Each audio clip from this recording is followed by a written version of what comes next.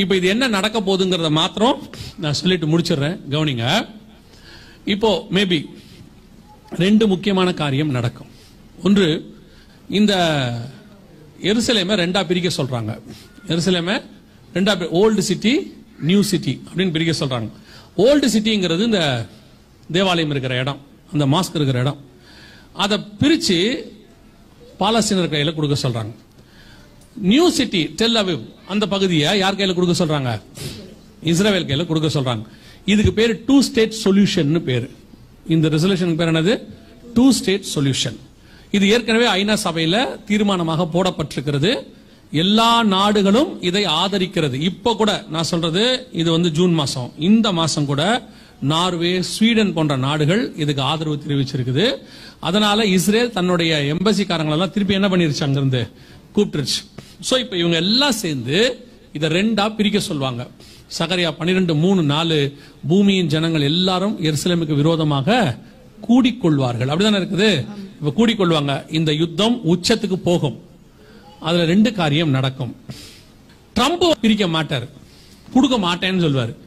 பிரிக்கலான்னு சொன்னாலும் இஸ்ரவேல் சண்டை போடும், கொடுக்க மாட்டேன்னு சொன்னா உலக நாடுகள் சண்டை போடும். சோ கண்டிப்பா சண்டை வரப்போறது நிச்சயம். இந்த யுத்தத்துல 2 காரியம் நடக்கும். ஒன்று, நீங்கள் பார்க்கிற இந்த ஸ்தலத்தில் இருக்கக்கூடியதான வழிபாட்டு தலம் இருக்கு இல்லையா, மாஸ்க் இருக்கு இல்லையா, இதை இடிச்சுடுவாங்க. நல்லா கவனிங்க, இதை இடிச்சுடுவாங்க. இதுவரைக்கும் 250க்கும் மேற்பட்ட மாஸ்க் இடிக்கப்பட்டிருக்கிறது காசா பகுதியில் மட்டும். இதுதான் ஃபைனல். உங்களுக்கு சொல்லப்படுகிற அடையாளம். இது இடிக்கப்படும் பொழுது கடைசி எபிசோட் ஸ்டார்ட் ஆயிருச்சுன்னு அர்த்தம். லூக்கா எழுதின சுவிசேஷம் 21ஆம் அதிகாரம் 24வது வசனத்தை வாசி. பட்டய கருக்கினாலே விழுவார்கள், சகல புறஜாதிகளுக்குள்ளும் சிறைப்பட்டு போவார்கள். நல்ல கவனிங்க, புறஜாதியாரின் காலம் நிறைவேறும் வரைக்கும் எருசலேம் புறஜாதியாரால் இதுதான் புறஜாதியாருடைய காலத்துக்கான அடையாளம். ஹோலி சைட்ல, அந்த டெம்பிள் மவுண்ட்ல புறஜாதியாருடைய வழிபாட்டு தலம் அங்க இருக்கு. எப்ப காலத்துல இருந்து? தாவீது சாலமோன் தேவாலயம் கட்டின காலத்துல இருந்து இதுல இப்ப இங்க நிக்குது. கிபி 10ஆம் நூற்றாண்டுல கட்டப்பட்டாச்சு. சோ இப்போ புறஜாதியார் அந்த சைட்டுக்கு வராங்க இல்லையா, தொழுகை நடத்துறதுக்கு வராங்க. இது இல்லைன்னா அங்க யாருமே என்ன செய்ய மாட்டாங்க, வரமாட்டாங்க. அந்த இடத்த முழுக்க யார் வேலி போட்டுருவா? இஸ்ரவேல் வேலி போட்டுரும். சோ இது விழுந்த உடனே அந்த இடத்த மொத்தத்தையும் எருசலேமை யார கையில் எடுப்பா? இஸ்ரவேல் எடுக்கும். அப்ப இத இஸ்ரவேல் கையிலிருந்து வாங்கி கொடுப்பதற்கு இஸ்ரவேலுக்கு விரோதமா ஒரு டீம் ஃபார்ம் ஆகும். அது ரஷ்யா தலைமையில ஃபார்ம் ஆகும். அதுதான் எசேக்கியேல் 38-39 2 அதிகாரத்தில் சொல்லப்பட்ட யுத்தம். இது ஏதோ கேட்கறதுக்கு கதை மாதிரி உங்களுக்கு தெரியற மாதிரி இருக்கும், வேற நம்ம சொல்றாரு அப்படின்லாம். இந்த யுத்தத்துல பாதி இடத்துல நம்ம இருக்கிறோம். இப்ப போன அக்டோபர் 7 இந்த யுத்தம் ஆரம்பிச்சிருச்சு. இந்த இடத்துக்கான யுத்தம் ஆரம்பிச்சிருச்சு. இது இப்போ ஆரம்பிக்கும் போது சொன்னாங்க அது 2-3 நாள்ல முடிஞ்சிரும் நாங்க. ஆனா அப்பத்துல இருந்தே நாங்க சொல்லிக்கிட்டே வரோம், இது பெருசா மாறும். இப்போ அந்த யுத்தம் எவ்வளவு தூரம் போயிருக்குன்னு கேட்டீங்கன்னா, அப்படியே விஸ்தாரமாயி லெபனான் வரைக்கும் போயிருச்சு. ஹிஸ்புல்லால உள்ள தளபதிகளை அவங்க சாவடிச்சிட்டாங்க 2-3 நாளைக்கு முன்னாடி. இந்த பக்கம் ஈஜிப்ட் வரைக்கும் போயிருச்சு. இந்த பக்கம் ஈரான் வரைக்கும் போயிருச்சு. ஈரானும் இதுக்கு நேரடியா இறங்க தொடங்கிருச்சு. உள்ள வர வேண்டிய மிக முக்கியமான ஆள் யாரு? ரஷ்யா வரணும். இதெல்லாம் சேர்ந்து இந்த 2-3 வருஷத்துக்குள்ளாக இந்த சொன்ன காரியங்கள் எல்லாம் நடக்கிறதை நீங்கள் காணும் போது, இதான் ரொம்ப முக்கியம், நீங்கள் காணும் போது புறஜாதியார் காலம் முடிவுக்கு வருகிறது என்று அர்த்தம். இந்த இடத்துலதான் 3வது தேவாலயம் வரும். இந்த 3வது தேவாலயத்தை கட்டி கொடுப்பதற்கு தான் அந்தி கிறிஸ்துவானவன் வருவான். அவன் வருவதற்கு முன்பதாகத்தான் உங்களையும் என்னையும் மீட்க வருவேன் என்று இயேசு வாக்குத்தத்தம் பண்ணி இருக்கிறார். அல்லேலூயா. அப்ப இந்த இடம் அவங்க கைக்கு வரணும், இது இல்லாம போகணும், அங்க ஆலயம் கட்டணும். இதுகளுக்கு நடுவுல தான் கர்த்தருடைய வருகையும் சம்பவிக்கும். அதே லூக்கா 21:24 நீங்க வாசிங்க இல்லையா, 28 வாசிங்க. இவைகள் சம்பவிக்க தொடங்கும் போது, இப்ப தொடங்கிருச்சு, நல்லா கவனிங்க, தொடங்கிடுச்சு. ஆனா வசனம் சொல்லுது, இவைகள் சம்பவிக்க தொடங்கும் போது உங்கள் மீட்பு சமீபமாக இருப்பதால் நீங்கள் நிமிர்ந்து பார்த்து. அப்ப இதெல்லாம் சம்பவிக்க ஆரம்பிக்கும் போது என்ன வரும்? ஒரு மீட்பு வரும். சம்பவிக்க ஆரம்பிச்சிருச்சு. புறஜாதியார் காலம் நிறைவேறதுக்கான அந்த சைட்டுக்கான சண்டை இப்ப ஆரம்பிச்சிருச்சு.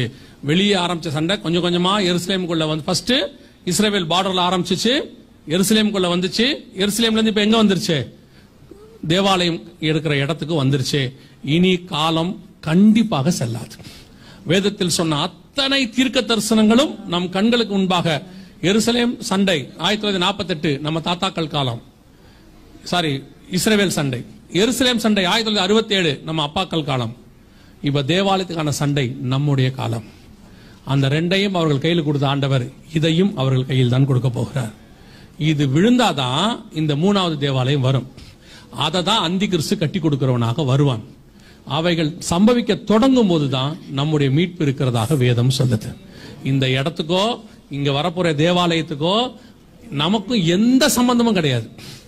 இது நமக்கு தேவாலயமும் கிடையாது. அது நியாயப்பிரமாண தேவாலயம், அவங்களுக்குரியது, நமக்கே கிடையாது. அந்த தேவாலயமும் நிக்காது. அந்தி கிறிஸ்துவே அதை இடிச்சிருவான். ஆனா உங்களுக்கு எனக்கும் என்ன அடையாளம் கேட்டீங்கன்னா, இதெல்லாம் சம்பவிக்க தொடங்கும் போது நம்முடைய மீட்பு சமீபமாக இருக்கிறது. நம்முடைய ஆண்டவர் வந்து நம்மை அழைத்து கொண்டு போக போகிறார். அப்ப இனி நமக்கு காலம் செல்லாது. ஆல்மோஸ்ட் இந்த வார் ஸ்டார்ட் பண்ணி அப்படியே விஸ்தாரம் ஆகிட்டே இருக்குது.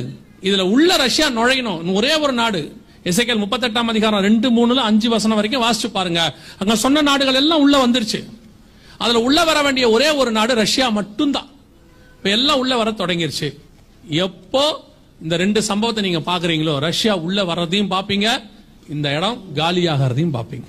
இத ரெண்டையும் பார்த்தா உங்களுக்கு முன்பதாகவே சொல்றோம், ஏதோ செய்தி கொடுத்துட்டு போறோம், ஏதோ இன்ஃபர்மேஷன் இல்ல. காஷன், உங்களையும் உங்கள் குடும்பத்தையும் ஆத்மாவையும் காப்பாற்றிக் கொள்வதற்கான எச்சரிப்பு. இப்போ இந்த காரியங்கள் எல்லாம் நல்லா கவனிச்சு கொள்ளுங்க. இனி காலம் கண்டிப்பாக செல்லாது. நம்முடைய ஆண்டவர் வெகு சீக்கிரத்துல வரப்போகிறார். இனி நமக்கு இருக்கிற காலம் என்னன்னு கேட்டீங்கன்னா, இந்த அடையாளங்கள்லாம் நீங்க தெரிஞ்சுக்கிறதுக்கு தான். இதை வச்சு நீங்க ஒண்ணும் பண்ண போறது இல்ல. ஆனா இதை எதுக்கு நாம தெரிஞ்சுக்கிறோம்னா, இவைகள் செய்யும் பொழுது நாம் ஆயத்தப்பட வேண்டும் என்று அர்த்தம். யோவான் ஸ்நானகன் வந்து வனாந்தரத்துல சவுண்டு கொடுத்துட்டானா, நாம் ஞானசானம் எடுத்து ஆயத்தப்பட்டு நிக்கணும்னு அர்த்தம். பின்னாடி மேசியா வரப்போறாருன்னு அர்த்தம். இந்த அடையாளங்கள்லாம் உங்களுக்கு எதுக்கு சொல்லப்படுது? நீங்கள் ஆயத்தப்பட்டு வருகைக்கு ரெடியாகி நிக்கணும்னு அர்த்தம்.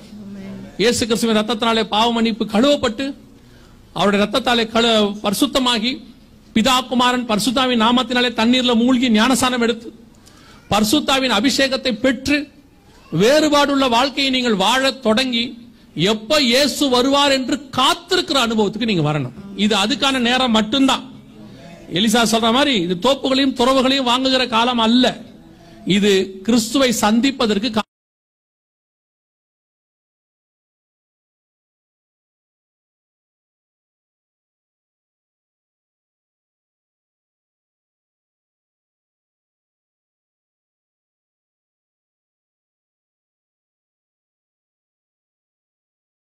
என்று காத்திருக்கிற அனுபவத்துக்கு நீங்க வரணும். இது அதுக்கான நேரம் மட்டும்தான். எலிசா சொல்ற மாதிரி இது தோப்புகளையும் துறவுகளையும் வாங்குகிற காலம் அல்ல. இது கிறிஸ்துவை சந்திப்பதற்கு காத்திருக்கிற காலம். இடையில உங்களுக்கு என்ன தேவையோ அதை பரலோகம் கொடுக்க வல்லமை உள்ளதா இருக்கிறது. அது ஆகாரமோ, இருப்பிடமோ, டிரெஸ்ஸோ, என்ன உங்களுக்கு கொண்டு பரலோகம் செய்யுமோ அது செய்யும். ஆனா நம்முடைய பார்வை மட்டும் அண்ணாந்து பார்த்துக்கிட்டே இருக்கணும். நம்மை மீட்கும்படி நம்முடைய மீட்பு ஒண்ணு மத்திய ஆகாயத்துக்கு வரப்போகுது. ஒரு எக்காலம் தோணிக்கும், சத்தம் கேட்கும், நான் பறந்து போகிறவனாய் காணப்படணும்.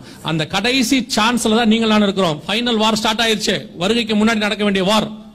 இந்த வாரினுடைய முடிவு நம்முடைய வருகையாக இருக்க நிறைய வாய்ப்பு இருக்கிறது. அல்லேலூயா. நம்முடைய ராஜா வெகு சீக்கிரத்தில் வரப்போகிறார்.